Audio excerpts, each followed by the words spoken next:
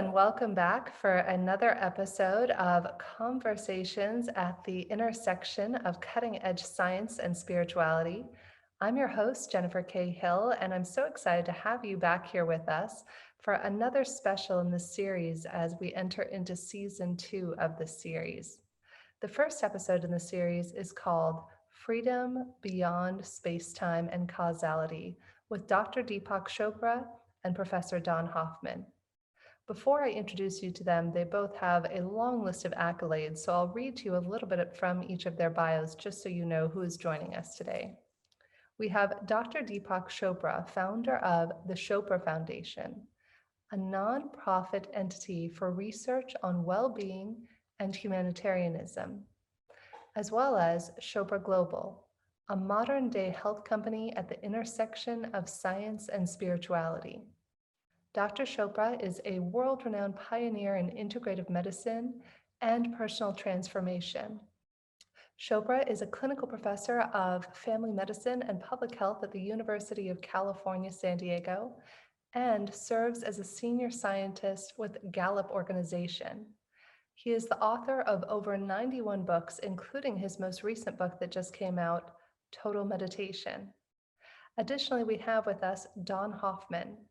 He received his PhD from MIT and is a professor emeritus of cognitive sciences at the University of California, Irvine. He is the author of over 120 scientific papers and 3 books, including his most recent book, which we'll touch on today, The Case Against Reality: Why Evolution Hid the Truth from Our Eyes. He also recently received a Distinguished Scientific Award of the American Psychological Association for Early Career Research, as well as many other awards. So thank you so much for being here with us. Well, thanks so much, everybody, for being back here with us for another conversation at the cutting edge, the intersection of cutting edge science and spirituality. You know, gosh, we've been apart for a couple of months now, and there was an interesting video that Deepak shared with Don Hoffman and I about the speed of light. And I believe the title is Why the Speed of Light Cannot Be Measured. Now, some of you might be raising your eyebrows and saying, why are we talking about this? And what are you saying that the speed of light cannot be measured? Clearly it can. You have many people who have measured it over time. And the premise of this video is that what has always been measured in the past is the round trip speed of light, not the one-way speed of light. So I thought we would start off today, Deepak, since you were the one who initiated this conversation, and this video brings up so many questions. You know, one, to hear your story, Deepak, on what it was that inspired you to want to take a deep dive into this particular video. And then 2, I would love to have you and Don both share your thoughts on what the relationship is between light and consciousness to get us started today. So yeah, there are lots of issues here to discuss. And the first thing that came to my mind is that the way we do experiments and the way we do science is we design the experiment, number one. Mm-hmm. We design the methodology, and then we get an outcome. And if we share that with our peers and they do the same experiment and they get the same outcome, then we say it's valid. The experiment is valid. Where we might go wrong is in trying to take that understanding of predictability of experiment to knowing what we call reality. So these experiments, science in general, very reliably predicts the results of experiments. What does that have to do with reality is a whole different question. Does science examine reality, or does it actually predict results of experiments? And who designs the experiments? What is it that designs the experiments? What is it that looks for results? What is that? And I can't come away from the conclusion that it has to be consciousness that, and in this case, human consciousness, that designs the experiment, that then looks at the results and then says that is what's going on in the real world. So that was the first thing that occurred to me. The second thing it occurred to me is that actually this video actually raised a very profound question. Is the speed of light actually measurable if we can only measure the rebound? We don't actually know the speed of light. What does that have to do with consciousness? As I was also thinking, because consciousness by itself is just presence. It's not necessarily experience. Consciousness is the presence in which we are right now.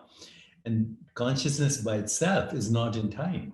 This moment is in time, but the presence in which this moment is occurring is not in time. So, what I started to think was there must be a connection between entropy, biological aging, time, and the movement of consciousness. What does this have to do with light? Now, the light is a very interesting phenomenon because, from a scientific perspective, without photons, there would be no life on Earth. Without photons, there would be no sentience on Earth, period.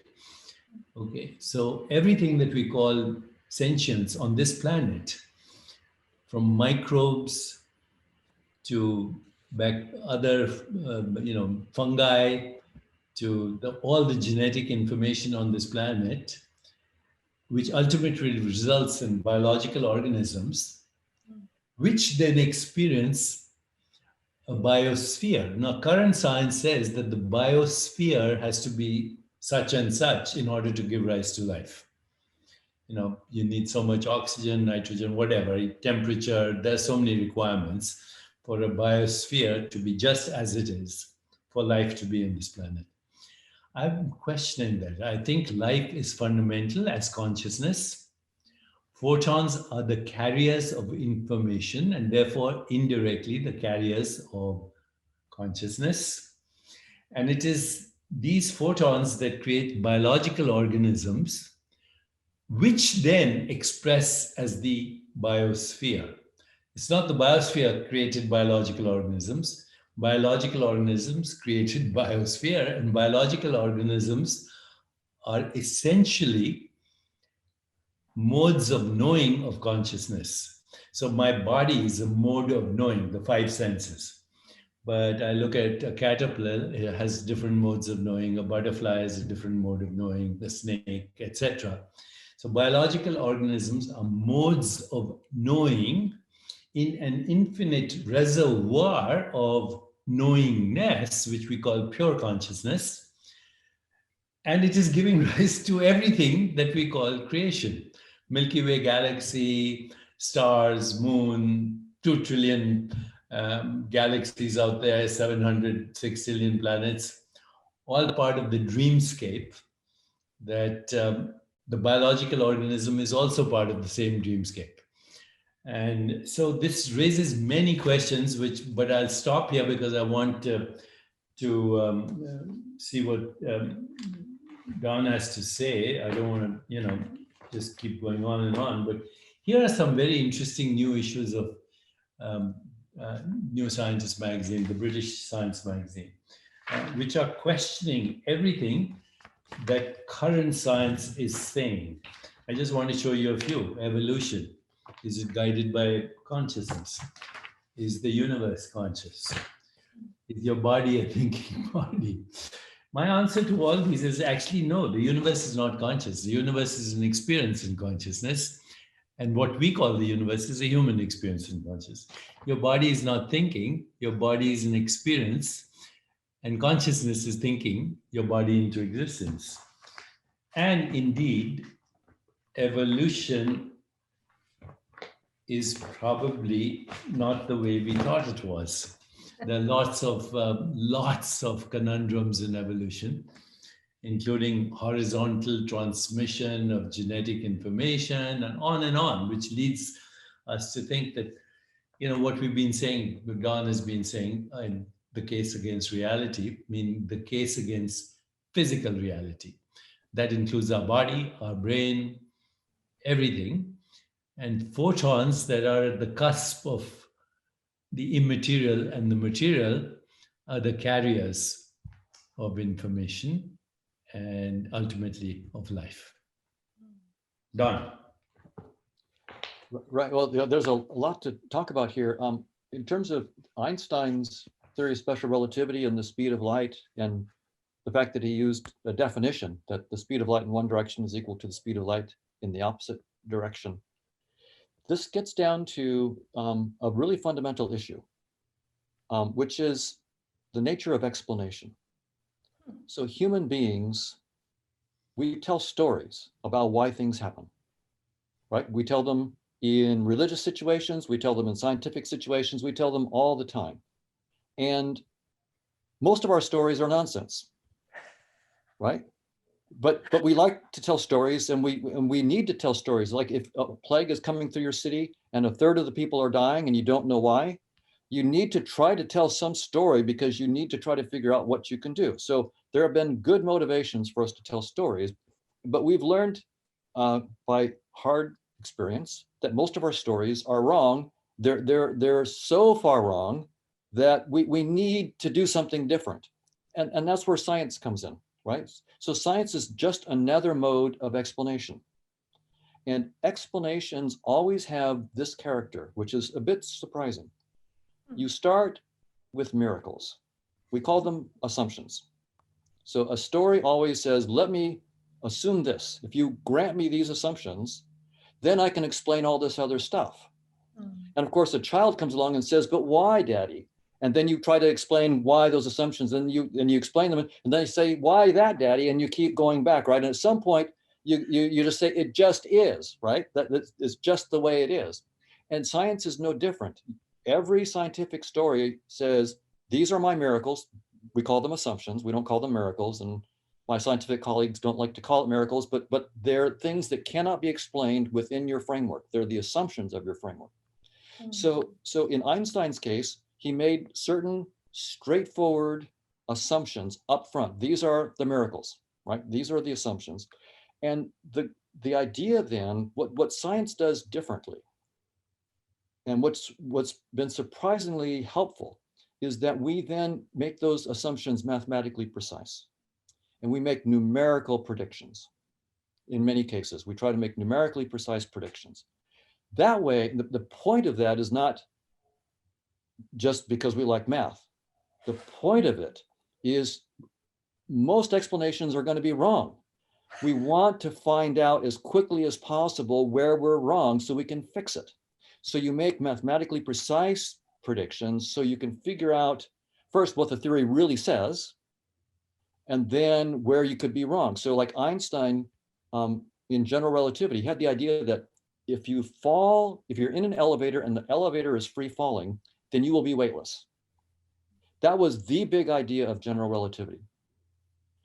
It took him 9 or 10 years to turn that idea into his equation. He struggled, and he was Einstein. He struggled for all that time to turn his idea into something mathematical. And when he did, then a year later, someone else, a guy named Schwarzschild, said, hey, there's something that your equations entail. They entail that there are things called black holes, these black holes. And Einstein didn't expect that. And that's another reason why we do these mathematical models.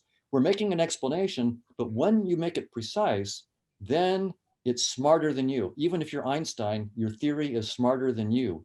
And so you learn from it. So the idea that Einstein had to make certain assumptions about the speed of light to get things booted up is no surprise. That's just the way all scientific explanations work. And so now in the case of light, light, from the point of view of a physicist, light is a spin 1 particle that's massless. There are other spin 1 particles that carry interactions between particles. So there's the W, the Z, and gluons, for example. So light is not, in some sense, special among these interaction bosons. We talk about light because it's some sense the one that we're tuned to, that our senses are tuned to. If we were down at 10 to the minus 14 centimeters or 10 to the minus 17 centimeters in size, then we might be more impressed with gluons and W and Z particles than we are with photons, right? So in some sense, it may be an accident that light seems special to us, because there are many particles that are doing similar things to what light is doing. What light does between electrons, gluons are doing between quarks, for example. But one thing that's interesting though about scientific theories is that when you make these assumptions and you write them down mathematically, and then you look at the predictions, you can test your theory by maybe not looking at the assumptions directly. So you can't directly measure the speed of light, but you can indirectly test whether you have a good set of assumptions by the implications that come out and whether they match what you can measure. So for example, special relativity, Einstein's theory of space and time, together with quantum theory, implies something really remarkable. Those two theories say that the only particles that we could ever see have only 5 values of spin: 0, 1/2, 1, 3/2, or 2. Those are the only particles allowed. It predicts that the spin 2 particle is unique. There can only be one of them, and it must couple universally to everything else. The spin 3/2 particles, we haven't seen them yet, but if there are any, there's only 8 of them, at most 8 of them. And we know their properties. It comes along with something called supersymmetry.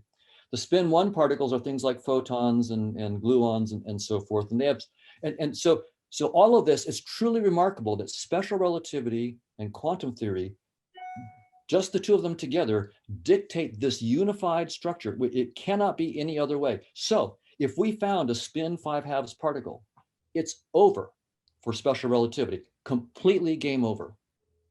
So if we found 2 spin 2 particles, it's over.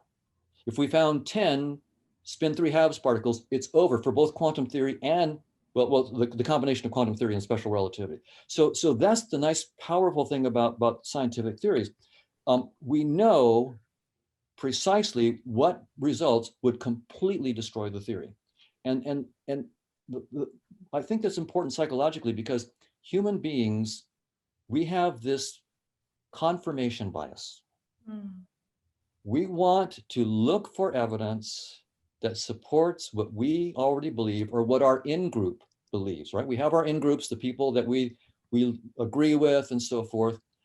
But if we look back through human history, we have a good track record of consistently being wrong, consistently.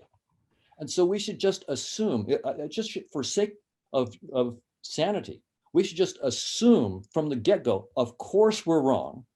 And our goal is to take our ideas that we love, that our group loves, try to make them as precise as possible, because they're wrong somewhere. We need to be smart enough to figure out, I don't want to die stupid and just believing something that was wrong all of my life. I would like to find out while I'm still alive where I was wrong and try to fix it, so that at least my children won't be as dumb as me.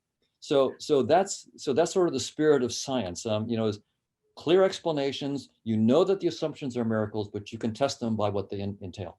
And falsifiability is a criterion for doing science. Well, Popper said that. Mm-hmm. I would say that most scientists would not say that, because falsifiability is a bit too strong. What we would say instead is that evidence can either tend to confirm or disconfirm. Falsifiability would be saying that it flat out shows you're wrong, and it's a little bit more subtle. When you have a complex scientific theory and you get evidence against the theory, in many cases, as a philosopher named Quine pointed out, you may not know what part of the theory you need to adjust. So it's not really clear that you've falsified any particular part of a theory, but you've lowered the confirmation of a theory, and you know that you need to problem solve. And so we tend to talk about confirming and disconfirming, not falsifying theories. So Don, let me ask you, this experiment says the speed of light has actually never been measured. Right. What's your comment on that? And what does it mean? Does it have anything to do with what we're exploring, which we call reality? And I have another question after that, Sure, relating to general relativity. Sure. I think first, it's right that Einstein was clear in his paper in 1905 that this is a definition. It's a stipulation. And the video that you pointed out is very, very good at showing that it is a stipulation and we haven't succeeded in measuring it. What it shows to me is, first, the nature of explanation in science, as I mentioned.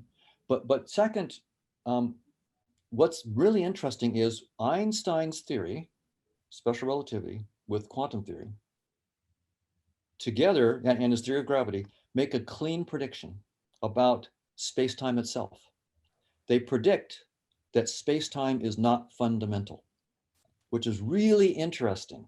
Right? Einstein starts off with these assumptions about the fundamental nature of space-time and the speed of light and so forth. And when you get all of it put together with quantum theory, together the whole package tells you that space-time itself cannot be fundamental. It has to be derived from something else that's more fundamental. And I can give you just a concrete example of why that's the case. There's two.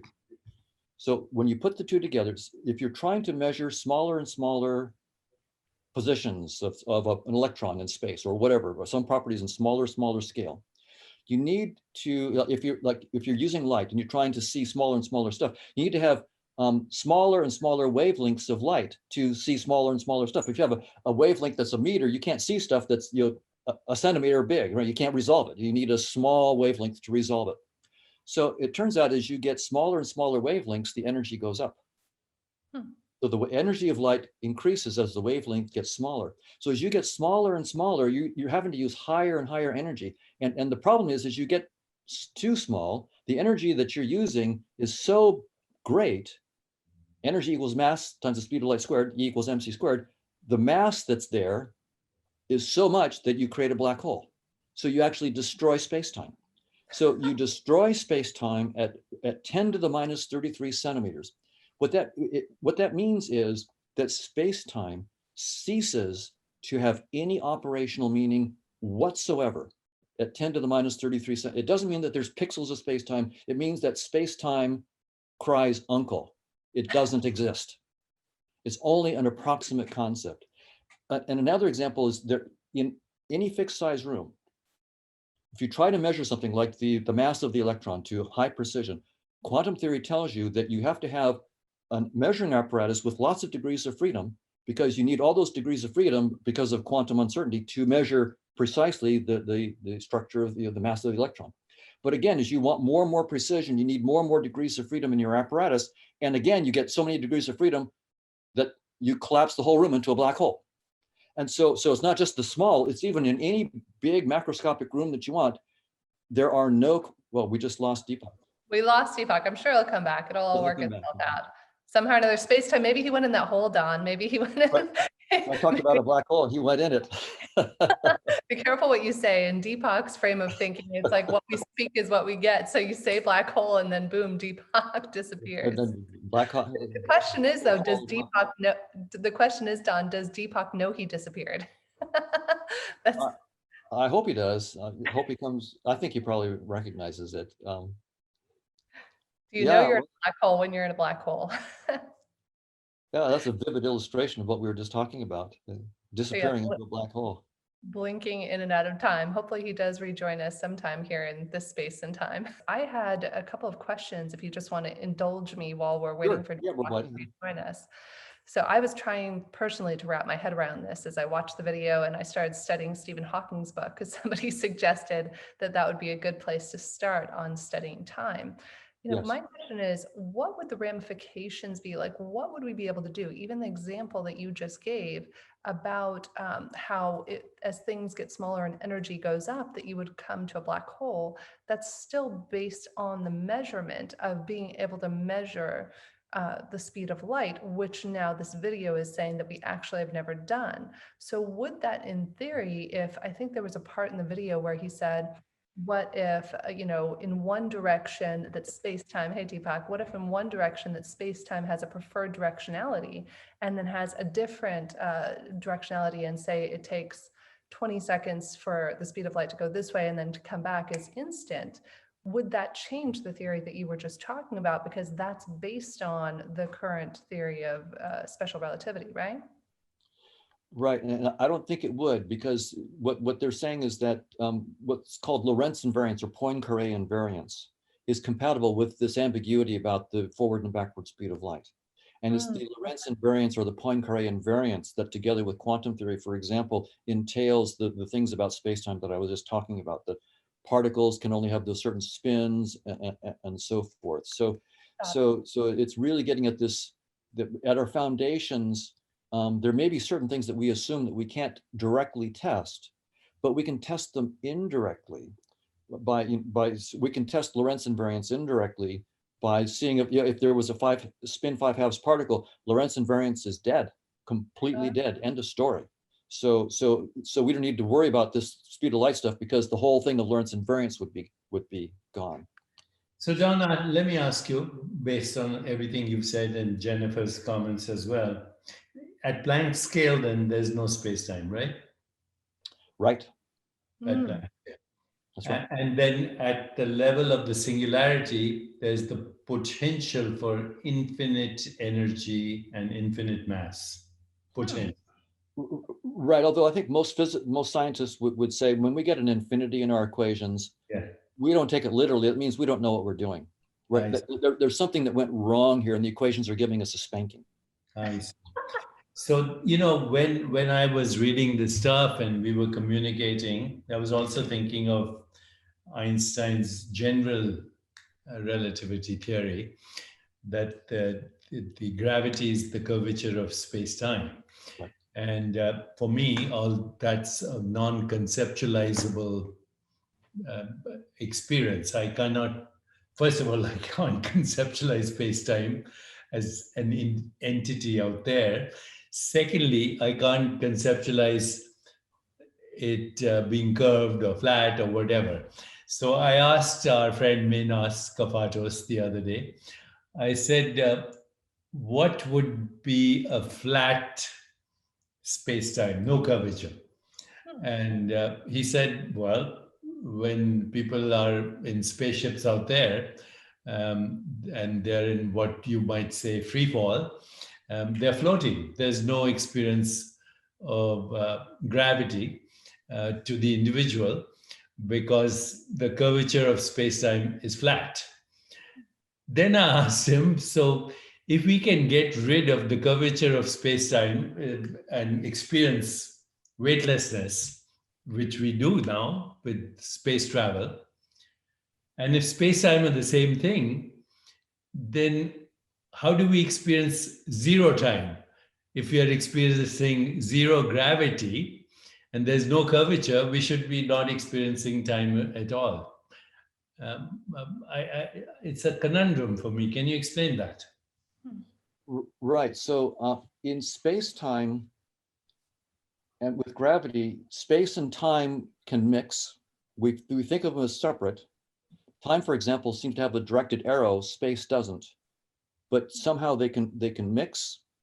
And in any time you have any massive particle at all, Einstein's general theory says there's going to be some small curvature. So if you're in a spaceship out in the middle of empty space, the space is only flat sort of in an asymptotic sense. Your body is curving the space. Even one little atom is curving the space, according to Einstein. Nice. Even one quark is curving it. So anytime there's any kind of matter, even dark matter is curving space, right? That's in fact the only way we can actually detect it right now, is to see light being bent through space by curvature induced by dark matter.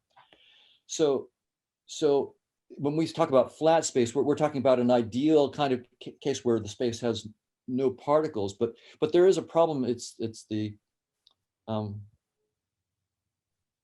problem that the energy density of the vacuum, that science gets the wrong prediction of the energy density of the vacuum. That's right. That's the big conundrum, right? The big embarrassment, as they call it, right? It's the big embarrassment in science. It's one of the biggest unsolved problems, and the physicists understand this, and they're trying to solve this. But the Heisenberg uncertainty principle makes it very, very clear that as you measure smaller and smaller areas of space, there should be higher and higher energies due to quantum fluctuations due to the uncertainty principle. And the back of the envelope estimates that the physicists come up with are 120 orders of magnitude off from what we actually measure.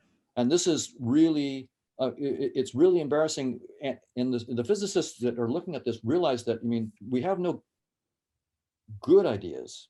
There is an anthropic principle approach that we could talk about if you're interested. It's an interesting approach, and it may be the best approach we have right now to try to deal with this. That it's not going to be something that is predicted by our theories fundamentally, but there's an anthropic aspect to it. But time, which is what you've been focusing on, physicists like Nima Arkani Hamed that say space-time is doomed. They're saying that time is doomed, not just space. Space-time is doomed. Time itself is not fundamental. And so the whole story in which time begins at the Big Bang and then who knows what happens to it in the end, that they're looking for a deeper structure. The structure that Nima and his colleagues are finding, that there's something they call a cosmological polytope. This polytope does not have space and time as a fundamental property. It doesn't have quantum theory. There are no quote unquote Hilbert spaces that you need for quantum theory. There's no special relativity. So there's these abstract polytopes called the cosmological polytope. When you go to one simple facet of this, on that facet where all the energy is summed to zero, you get time emerging on that one facet. So what they're trying to find, and what physicists are looking for, is a deeper model of reality in which space and time do not appear at all, and they merely appear as some kind of projection of a much richer and deeper cosmological polytope. So this is state of the play right now. That mean they're trying to get, what they're looking at is the cosmic microwave background radiation, inhomogeneities there. They're looking in outer space at 3-point correlation functions, 4-point correlation functions of what they see in space to try to pin down properties of this cosmological polytope. Effectively, by looking at outer space at all these 3 and 4-point correlation functions, it's like doing collision experiments, but with a super high energy collider. This has to do with their notions about inflation and inflatons and so forth. But effectively, by looking at the large scale universe, we're effectively getting the power of like a large hadron collider, but of unimaginable energy. So this is where the scientists, the physicists are working right now. They're trying to let go of space and time, which you can imagine is really, really hard. It's built into our imagination. So it's really hard as human beings to let go of space and time. So this is where mathematics becomes really helpful, where your intuitions can't go. Sometimes mathematics will take you. So I have 2 questions, and then let Jennifer take the lead after that. Just 2 questions, then Jennifer, you take the lead. If space-time is doomed, then causality is doomed. The entire theater of space-time and causality is doomed. And if that is doomed, then birth and death and what we call life as we experience it is also not fundamental. And the only reality is timeless. That's first question. And the second question is, what is it about humans that they want explanations? Who is it that wants explanation? What is it that wants explanation? Is the human view or experience of the world more legitimate than that of other sentient beings? Right. So I would say that what most of the scientists would say about causality,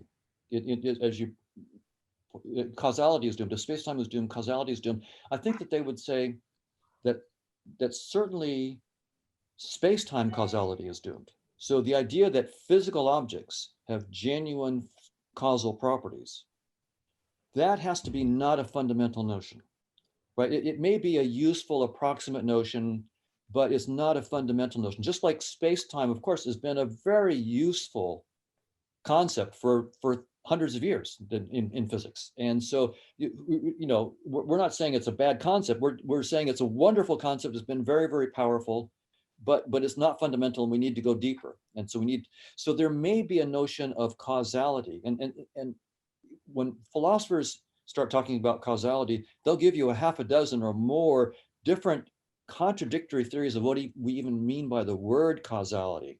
right? It could be a logical relationship. It could be a space-time relation. There's lots of ways that you could think about causality. So there may be some notion of causality that survives in these deeper models that the physicists are coming up with in the cosmological polytope and so forth. But I absolutely agree with you that causality in the physicalist sense, that a cue ball hits the 8 ball into the corner pocket and there's a physical causality, that is has to be not fundamental. It has to be an emergent approximation of something that's deeper and not a physical causality. Same thing with neural activity causing our human behavior.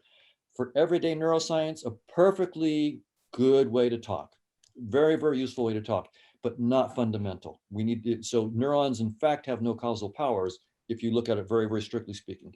But of course, it's perfectly fine to say that area V4 causes my color perception for everyday neuron. Yeah, that's perfectly fine. What about my second question? Explanation. Explanation. And Is our experience more authentic than the experience of other sentient beings? Right. So Just because we have access to mathematics. well, yeah, and that brings up the issue of what is mathematics too.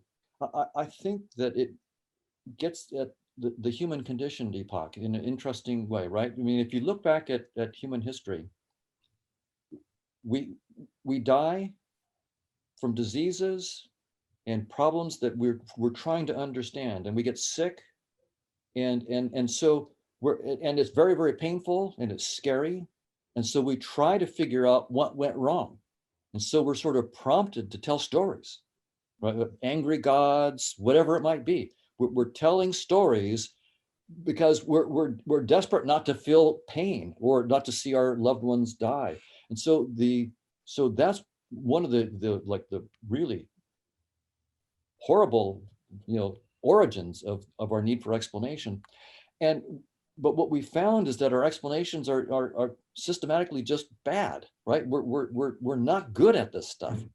We get it wrong, and even worse, as we talked about before, we tend to then get into cliques where we just sort of try to support the ideas that we already have, even though they're wrong. And so it's human history. We've just been bad at this, and so what's happened in science is we finally have this an institution which sort of takes human nature and takes the fact that we try to argue with each other and uses that, right? So we force the different cliques to be precise. What are you explaining? What is your explanation? Be precise, and then the other side will try to show you wrong, right? No one really tries to show their own theory wrong. We should, right? I mean, I should be trying to figure out why my own theory is wrong, but in fact, I'm trying to show why your theory is wrong, and you're trying to show why my theory is wrong, and that's why science works, right? It's not because scientists are dispassionate and objective. It's because we're trying to show the other guy is wrong.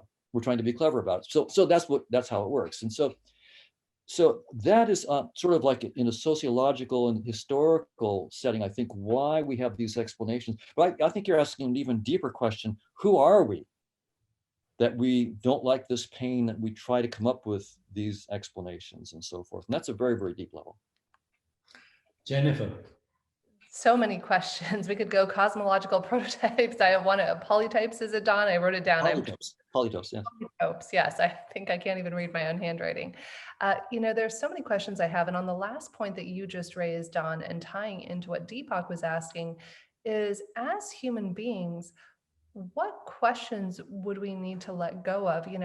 What would we need to release in order to ask new questions? Because it seems like, to your point, Don, what you were just saying about how science is designed to argue and to prove one another wrong. How could we transform things? Because even what you're talking about with the cosmological polytopes, if special relativity is kind of what a lot of science is based on in conjunction with quantum theory, right? But yet that's still a theory that's over 100 years old. And if you look at the leaps and bounds that science took, what would happen? What questions would we have to ask that we've never asked before? There was a concept I was taught many years ago about wondering. We have all these beliefs, Deepak, this might be in alignment with some of the things that you believe. We have all these ways of thinking. We have ways of being, feelings, thoughts that tie into our fear of dying, etc. And what would it take for us as human beings to let go of all of these pre-existing thoughts and to create a space, not a space, I'm using the word space loosely here, to then create something new and to begin to wonder and to have new thoughts, because it seems like science is still having somewhat similar thoughts. And how are they even basing these new theories on the cosmological polytopes if it's not based on special relativity? These are all the questions running around in my head, Don. Deepak, feel free to jump in here.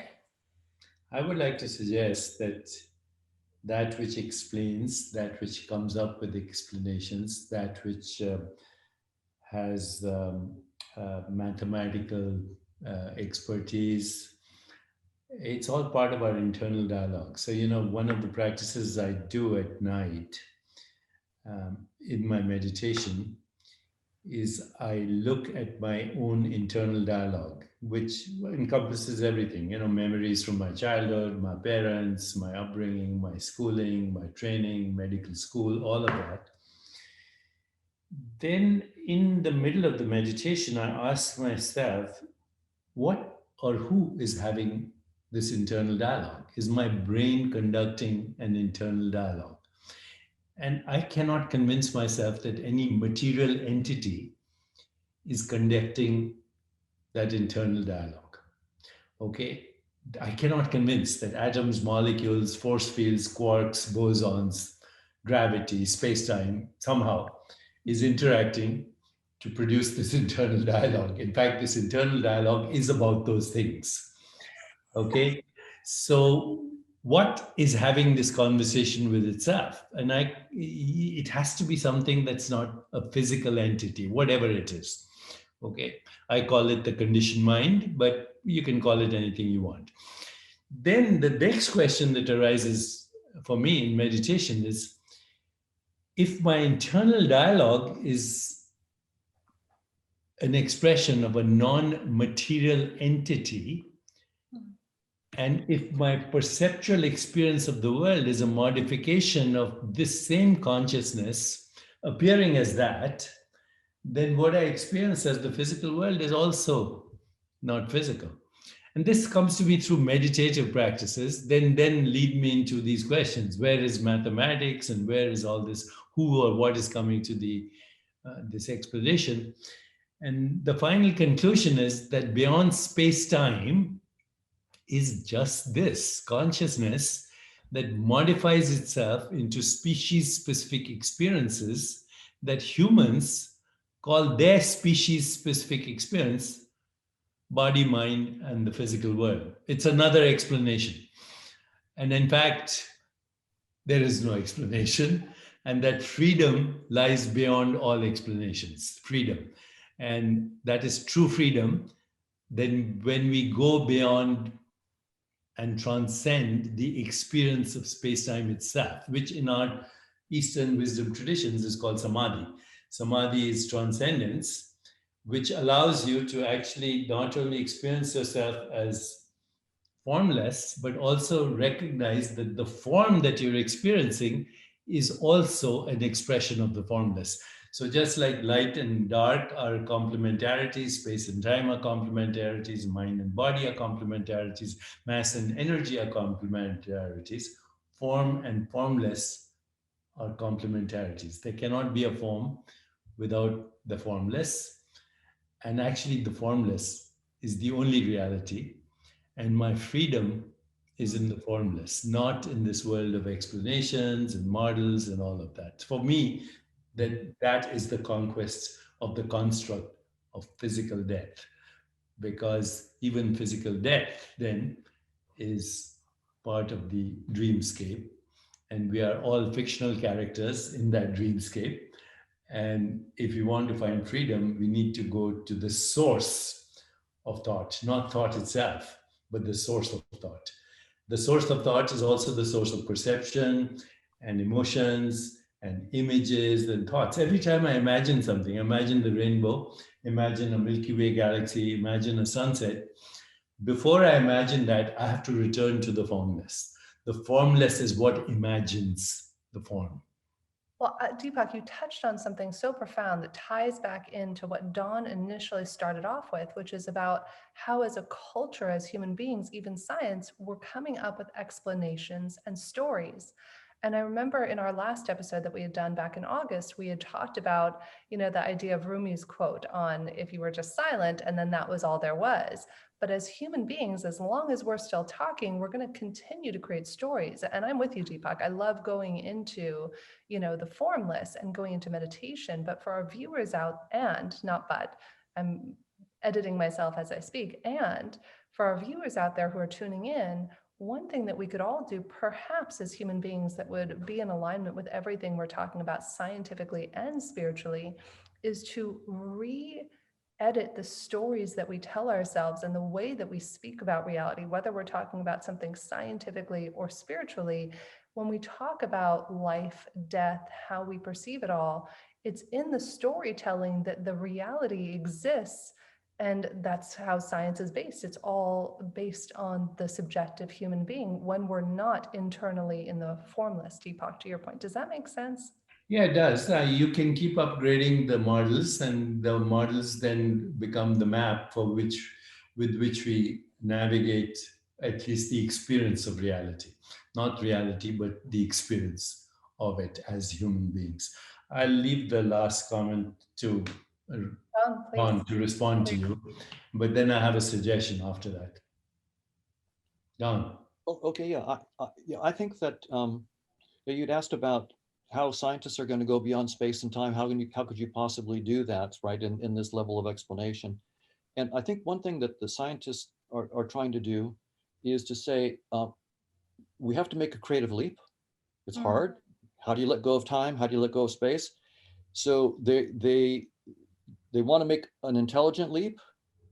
So they'll make a leap like this cosmological polytope, but they're immediately then asking, how would this polytope give rise to space and time? And what testable predictions would it make in space and time? Because if it can't give rise to space and time, or it can't give rise to testable predictions, or predictions that we know would turn out to be false, then we don't need to play with that polytope anymore, or we need to revise it. So they don't need to do a lot of experiments right up front. We've already had so many experiments done in space-time. We know how space-time behaves. So these theorists can really just go out there, try all these abstract ideas, map them into space-time, and ask, what would it predict in space-time? Oh, that won't work. Okay, well, that theory's gone. I've already done the experiment. So it's really powerful where science is. It allows the theorist to have the audacity to come up with bold statements of what reality might be beyond space and time, because you know that you can immediately pull them back into space-time, check them out, and throw them away if they don't count. But so that's what's going on right now, and it turns out to be an incredibly powerful technique for throwing away thousands and thousands of bad ideas before you find one good idea that will last a little bit longer. And for me, that's one of the biggest points here. It's really important for us, whenever we're talking about any human explanation, to just assume up front that we're wrong.